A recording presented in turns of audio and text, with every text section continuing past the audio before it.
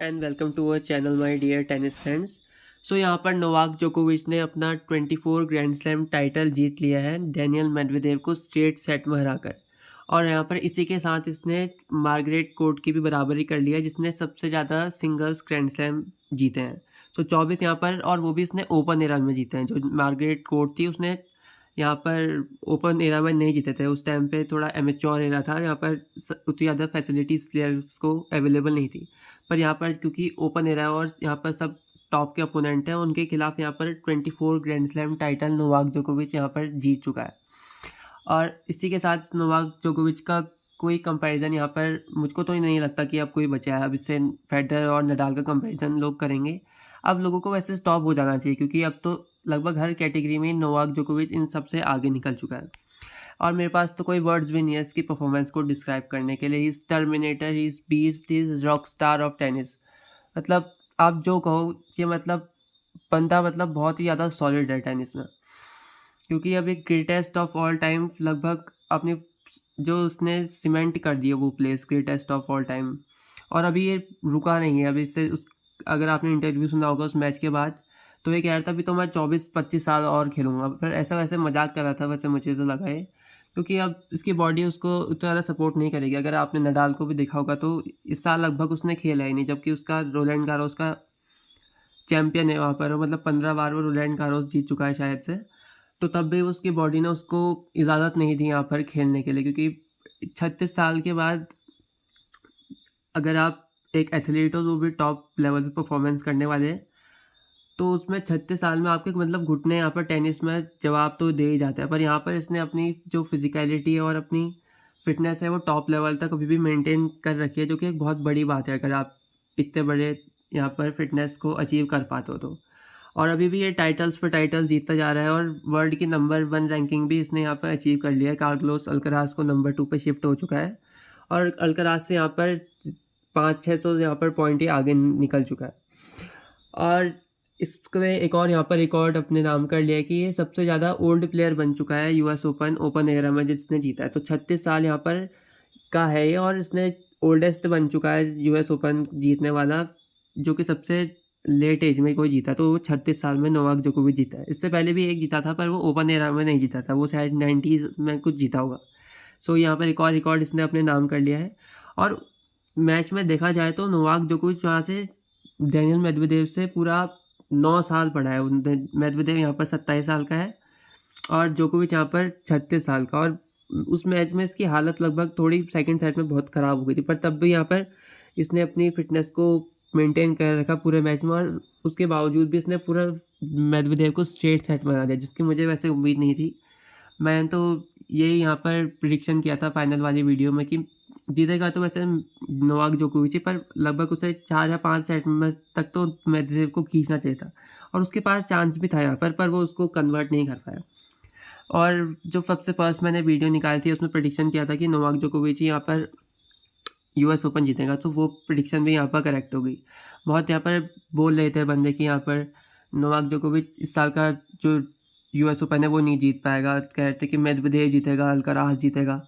सो सारी प्रेडिक्शन लगभग बहुत लोगों की यहाँ पर ख़राब हो गई और यहाँ पर नोवाक जोकोविच ने सबको रॉन्ग प्रूव करके यूएस ओपन जीत लिया। अगर आपको यहाँ पर ऐसा लगता है कि नोवाक जोकोविच यहाँ पर ग्रेटेस्ट ऑफ ऑल टाइम है, तो आप कमेंट सेक्शन में ज़रूर बताइएगा कि यहाँ लिखिएगा कि GOAT, मतलब यहाँ पर नोवाक जोकोविच ग्रेटेस्ट ऑफ ऑल टाइम है। सो उसके बाद हम यहाँ पर मैच की थोड़ी यहाँ पर मैच में क्या हुआ इसके बारे में बातचीत करते हैं। सो यहाँ पर फर्स्ट सेट में, वैसे मैच में 3 सेट का तो मुझे नहीं लग रहा था मैच यहाँ पर 3 सेट में नोवाक जोकोविच इसको फिनिश कर देगा मेदवेदेव को। और यहाँ पर हिस्ट्री भी यहाँ पर रिपीट करी है। जो 2021 का ऑस्ट्रेलिया यूएस ओपन का फाइनल था, यहाँ पर मेदवेदेव ने इसको स्ट्रेट सेट में हरा दिया था, तो उसका ही बदला यहाँ पर नोवाक जोकोविच ने लिया, क्योंकि नोवाक जोकोविच का लगभग वो सबसे ज़िंदगी का सबसे बड़ा मैच था, क्योंकि उस साल कैलेंडर ग्रैंड स्लैम खेले जा रहा था और मेदवेदेव ने उसका सपना यहाँ पर स्ट्रेट सेट में हरा दिया था। पर इसी वही हिस्ट्री रिपीट की, जैसे इन दोनों के बीच में 2 फाइनल्स हुए हैं और दोनों फाइनल से यहाँ पर स्ट्रेट सेट हुए और वही उसी का जिसको मेरे को डर था वही दोबारा यहाँ पर रिपीट हो गया। ये मैच भी इन लोगों ने स्ट्रेट सेट करा दिया, जबकि यहाँ पर ये वैसे मैच स्ट्रेट सेट होना नहीं था। यहाँ पर मैंने तो ये मैच पूरा देखा था। यहाँ पर फर्स्ट सेट में यहाँ पर अच्छा कंपटीशन मिला दोनों प्लेयर से फर्स्ट सेट में, पर मेदवेदेव जितनी हिसाब से यहाँ पर पिछले मैच में अल्कराज से खेला उस इंटेंसिटी से इस मैच में वो नहीं खेल पाया। मुझे तो ऐसा लग रहा था सारा उसने अपना जो बेस्ट गेम बचा के रखा था सिर्फ वो अल्कराज के लिए बचा के रखा था, और उस मैच में झटका टाइप का दे दिया उसने मेरे को अल्कराज को हरा के। सो उस गेम में मुझे लग रहा था कि उसने सारा अपना जो बेस्ट गेम है अल्कराज के खिलाफ ही दिखा के अपना लास्ट के लिए गेम उतना ज़्यादा बेस्ट वाला बचा के नहीं लगा।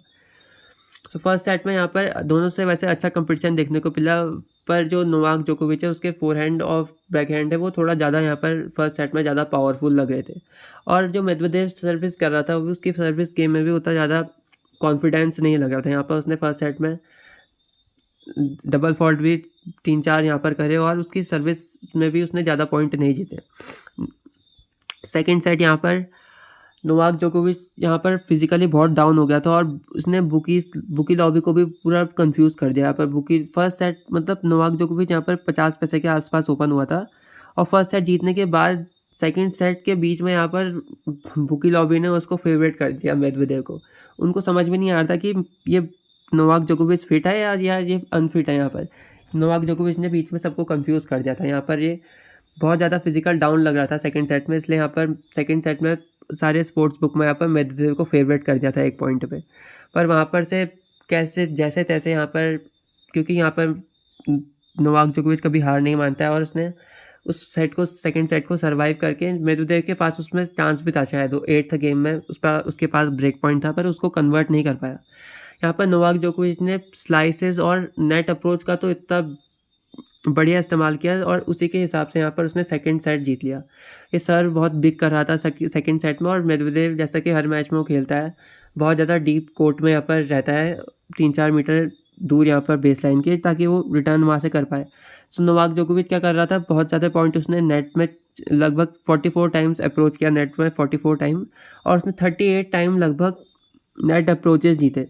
सो इसी के हिसाब से जो यहाँ पर नेट अप्रोच थे, अगर नेट अप्रोच यहाँ पर नोवाक जोकोविच नहीं करता तो सेकंड सेट पर वो नहीं जीत पाता, पर क्योंकि उसने इतने बढ़िया यहाँ पर नेट अप्रोचेस किए, मैंने तो इतने अच्छे नेट अप्रोच कभी देखे नहीं नोवाक जोकोविच से। अल्कराज ने भी पिछले मैच में नेट अप्रोच पूरे 70 से 80 के आसपास करे थे, पर उसने एक टाइप का मेदवेदेव को पता लग गया था कि वो हर बार ही सीधा नेट के पास चला जा रहा था, पर जो नोवाक जोकोविच था वो कुछ टाइम मैं वहाँ पर नेट पे जा रहा था, कुछ टाइम स्लाइसेस कर रहा था और कुछ टाइम सिंपल रैली खेल रहा था। सो नोवाक जोकोविच ने एक ही टाइप का पैटर्न फॉलो नहीं किया और मेदवेदेव उसके गेम के सामने यहाँ पर उतना ज़्यादा मतलब क्लच परफॉर्मेंस उसका नहीं रहा और उस लेवल पे वो लगातार नहीं खेल पाया मेदवेदेव। तो सेकंड सेट वैसे बहुत ज़्यादा क्लोज रहा था और हो सकता था यहाँ पर सेकंड सेट मेदवेदेव जीत जाता, पर सेकंड सेट यहाँ पर नोवाक जोकोविच ने जैसे तैसे टाई ब्रेक तक खींचा। टाई ब्रेक तक खींचने के बाद मैंने आपको वैसे भी बताया है कि नोवाक जोकोविच टाई ब्रेक का बीस्ट है। यहाँ पर उसने आप उसका रिकॉर्ड भी देखा होगा, तो इस साल लगभग वो सिर्फ ज़्यादा से ज़्यादा 2-3 यहाँ पर टाई ब्रेक आ रहा है और 15-16 यहाँ पर टाई ब्रेक जीता है।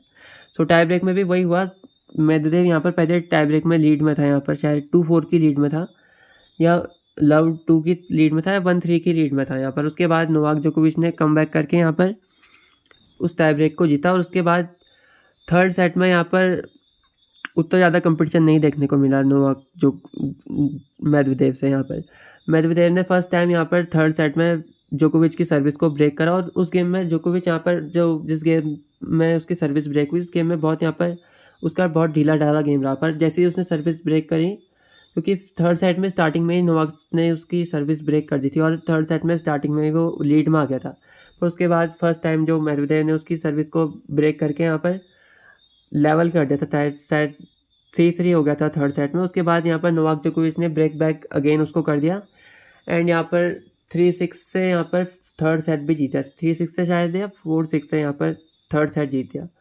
सो यहाँ पर ऐसे होना तो नहीं चाहिए था, यहाँ पर सेकंड सेट में बहुत चांसेस थे मेदवेदेव के पास यहाँ पर सेकंड सेट देने के, पर वो उसको कन्वर्ट नहीं कर पाया, क्योंकि जो नोवाक जोकोविच ने कैसे तैसे सर्वाइव उस सेट को कर दिया और यहाँ पर टाई ब्रेक तक खींच के और टाई ब्रेक में वो मैच जीत लिया सेकंड सेट का। उसके बाद थर्ड सेट में यहाँ पर नोवाक जोकोविच की एनर्जी वापस आ गई थी और थर्ड सेट में वो इजीली यहाँ पर लगभग मेदवेदेव को उसने हरा दिया था। सो मैच उतना वैसे कॉम्पिटिटिव आपको लगेगा नहीं कि यहाँ पर अगर आप ऑन पेपर में देखोगे तो आपको ऐसे ही लगेगा कि बहुत ही यहाँ पर आसानी से नोवाक जोकोविच ने मेदवेदेव को हरा दिया, पर इतना आसान यहाँ पर मैच में हुआ नहीं था। यहाँ पर सेकंड सेट में बहुत ज़्यादा टक्कर मिली थी नोवाक जोकोविच को मेदवेदेव से, पर यहाँ पर 3 सेट में यहाँ पर नोवाक जोकोविच ने उस मैच को जीत लिया। और यहाँ पर 24 टाइटल्स अब उसके ग्रैंड स्लैम के हो चुके हैं। 24 में से उसने 10 टाइम ऑस्ट्रेलिया ओपन जीता है, 7 टाइम विंबलडन जीता है, 4 टाइम अब उसके यूएस ओपन के टाइटल हो गए हैं, इससे पहले 3 ही थे, और 3 टाइम ही रोलैंड गारोस मतलब फ्रेंच ओपन जीता है। सो 10 टाइम ऑस्ट्रेलियन ओपन जीता है, और अभी इसके पास चांस है कि 25 टाइटल जीत सकता है, मतलब 25 ग्रैंड स्लैम जीत सकता है, क्योंकि अगला अब जो ग्रैंड स्लैम आ रहा है वो जनवरी में होगा।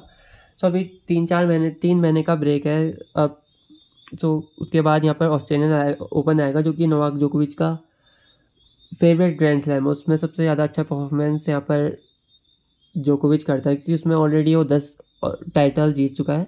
और वैसे भी जो जोकोविच का फेवरेट यहाँ पर सरफेस है वो हार्ड कोर्ट है। हार्ड कोर्ट में सबसे ज़्यादा बेस्ट परफॉर्मेंस ये करता है। जितनी ज़्यादा इसको फास्ट यहाँ पर कोर्ट मिलता है, जहाँ पर बॉल जितनी ज़्यादा फास्ट मूव करती है उतना ज़्यादा अच्छा परफॉर्मेंस करता है, इसलिए यहाँ पर हार्ड कोर्ट्स में और ग्रास कोर्ट में यहाँ पर अच्छा परफॉर्मेंस रहा है जोकोविच का। और सबसे कम इसका रोलैंड गारोस में रहा है, जो कि इसमें 3 टाइटल जीते हैं। और अगर आपने इस साल भी देखा होगा तो ये हर ग्रैंड स्लैम के फाइनल तक पहुंचा, और सिर्फ एक यहाँ पर ग्रैंड स्लैम ये हारा है, जो कि है विंबलडन, जिसमें अल्कराज ने यहाँ पर अपना सेकंड ग्रैंड स्लैम टाइटल जीता था। बाकी इस साल के सारे यहाँ पर फाइनल में ग्रैंड स्लैम के पहुँचा है, और इस साल के 3 यहाँ पर ग्रैंड स्लैम में नोवाक जोकोविच जीता है, जो कि बहुत बड़ी बात है। और कोई भी प्लेयर को अगर यहाँ पर ग्रैंड स्लैम अगर जीतना हो रहा है ग्रैंड स्लैम, तो अब तो रूल टाइप का बन गया है कि नोवाक जोकोविच को तुम हराओ, उसके बाद ही तुम ग्रैंड स्लैम जीत सकते हो, जो कि इस साल एक बार ही अल्कराज कर पाया।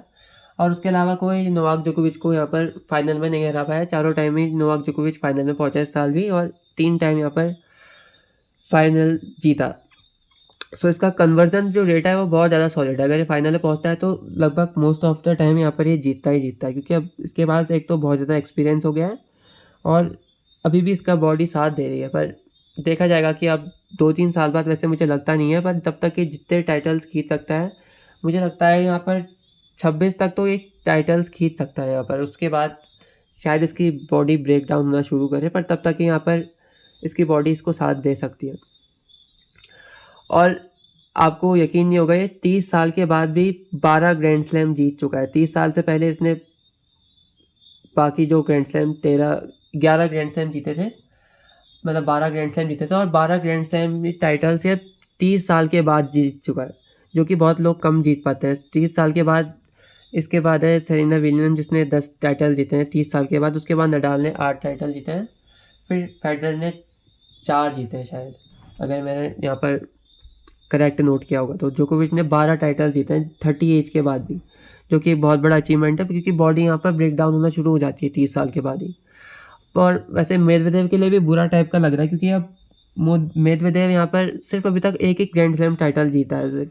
सो अब इस टाइप की बातें भी होने लग जाती हैं, अगर कोई एक ही ग्रैंड स्लैम टाइटल लेके बैठा रहता है तो 1 स्लैम वंडर भी कहने लगते हैं जैसे लोग उसे।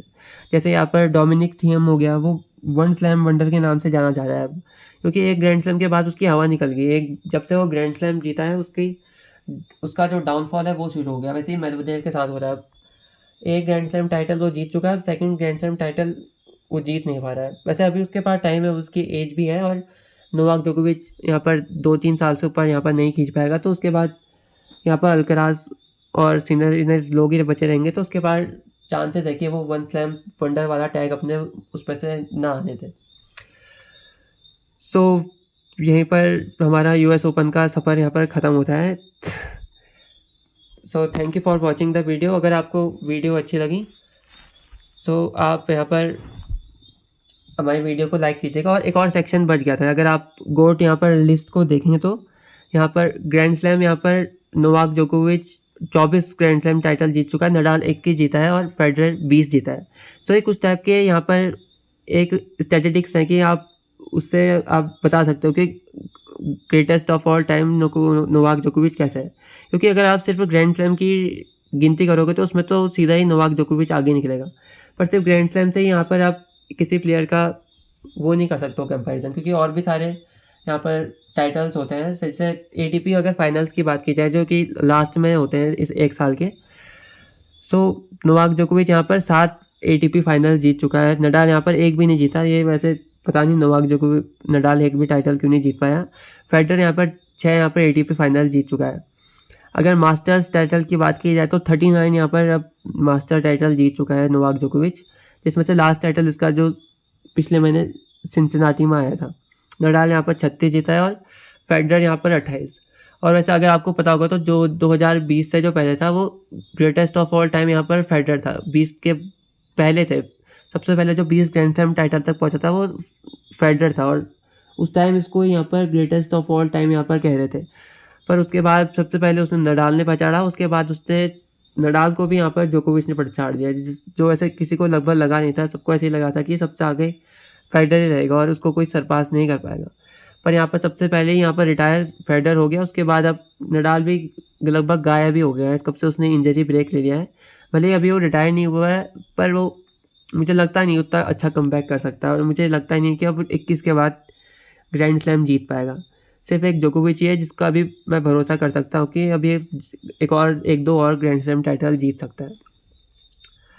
अब नंबर वन फर्स्ट पोजीशन पे कितने वीक्स रहने का वाला जो रिकॉर्ड है वो नोवाक जोकोविच के पास ही है, जो कि 390 टाइम है। और ये रिकॉर्ड इतना बड़ा है अगर आपको ऐसे समझ में नहीं आएगा, जैसे 390 वीक्स मतलब होता है 7.5 साल। अगर आप एक तरीके से इसको मेज़र करने बैठोगे तो मान लीजिए अगर नोवाक जोकोविच 2016 से खेल रहा है तो 2016 से अभी तक 2023 तक ये नंबर 1 तक है। मतलब 7 साल में इसको नंबर 1 पोजीशन में हटाया ही नहीं गया। मतलब 7 साल से नंबर 1 पोजीशन पे कोई है। भले ही मतलब उसके पूरे करियर में का है 390 वीक, पर अगर आप इसको एक टाइप से मेज़र करने को बैठो तो आप इस टाइप से मान सकते हो कि 7 साल से ज़्यादा ये नंबर 1 पोजीशन पे रह चुका है। नडाल यहाँ पर 209 यहाँ पर वीक सब नंबर 1 पे है, और फेडरर यहाँ पर 310। अब ईयर एंड पे नंबर 1 पोजीशन पे सबसे ज़्यादा टाइम्स भी जोकोविच ही रहा है। तो सबसे ज़्यादा कैटेगरी में जो है वो नोवाक जोकोविच ही सबसे आगे है। और अब तो ईयर एंड #1 वाली पोजीशन पे अब 8 वाले में पहुँच जाएगा, और 400 वीक्स इसके कंप्लीट हो जाएंगे, क्योंकि अब लगता नहीं कि इस साल अल्कराज इसको पीछे छोड़ेगा।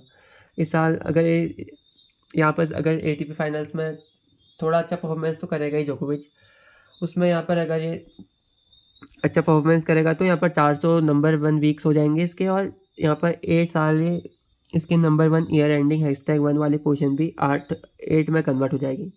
सो इससे इतने सारे स्टैटिस्टिक्स से ये प्रूफ होता है कि नोवाक जोकोविच यहाँ पर ग्रेटेस्ट ऑफ ऑल टाइम है, मतलब गोट ऑफ टेनिस है। अगर आपको भी ऐसा लगता है कि नोवाक जोकोविच यहाँ पर ग्रेटेस्ट ऑफ ऑल टाइम है, सो कमेंट सेक्शन में ज़रूर लिखिएगा कि नोवाक जोकोविच गोट ऑफ टेनिस। एंड इसी के साथ हमारा इस साल का यूएस ओपन का प्रिडिक्शन यहीं पर एंड होता है। सो अगर आपने हमारे चैनल को फॉलो किया हो, और अगर फॉलो नहीं भी किया हो, सो हमारे चैनल को सब्सक्राइब ज़रूर कर लीजिएगा, क्योंकि इससे रिलेटेड हमारी और वीडियोस हमारे चैनल में रेगुलरली अपडेट होती रहती हैं। So thank you for watching our video.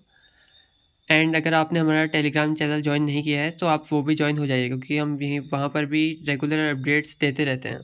आप यहाँ पर जो QR कोड है उसको स्कैन करके भी ज्वाइन हो सकते हैं, और या हमारे कमेंट सेक्शन में मैंने लिंक पिन किया है, आप वहाँ से भी ज्वाइन हो सकते हैं। So thank you for watching the video and have a nice day.